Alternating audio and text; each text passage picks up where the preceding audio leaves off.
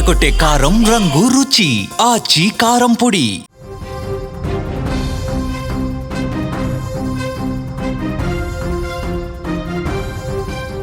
అన్నదాతలకు అదిరిపోయే శుభవార్త.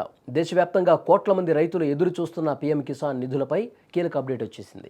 ఫిబ్రవరిలో రాబోయే బడ్జెట్ సాక్షిగా రైతుల ఖాతాల్లోకి నగదు జమ చేసేందుకు కేంద్ర ప్రభుత్వం రంగం సిద్ధం చేస్తోంది.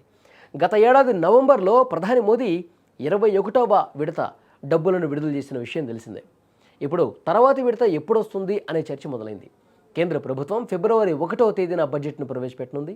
ఈ బడ్జెట్లో వ్యవసాయ రంగానికి భారీగా కేటాయింపులు చేసే అవకాశం ఉంది.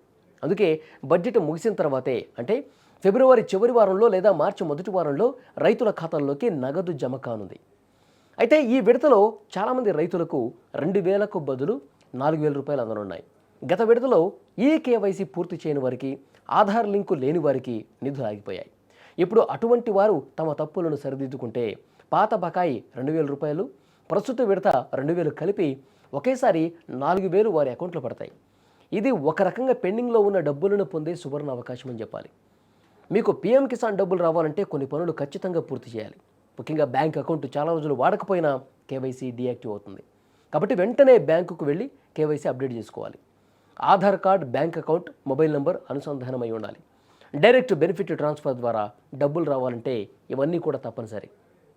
రైతులు తమ మొబైల్ ద్వారా పీఎం కిసాన్ వెబ్సైట్ లేదా యాప్లో కేవైసీ చేసుకోవచ్చు. ఒకవేళ అది సాధ్యం కాకపోతే దగ్గరలోని మీ సేవ లేదా కామన్ సర్వీస్ సెంటర్కి వెళ్ళి బయోమెట్రిక్ ద్వారా ఈ ప్రక్రియ కంప్లీట్ చేయాలి. ఒక్కసారి కేవైసీ పూర్తి చేస్తే నిలిచిపోయిన నిధులు కూడా వరుసగా మీ ఖాతాలో జమ అవుతాయి.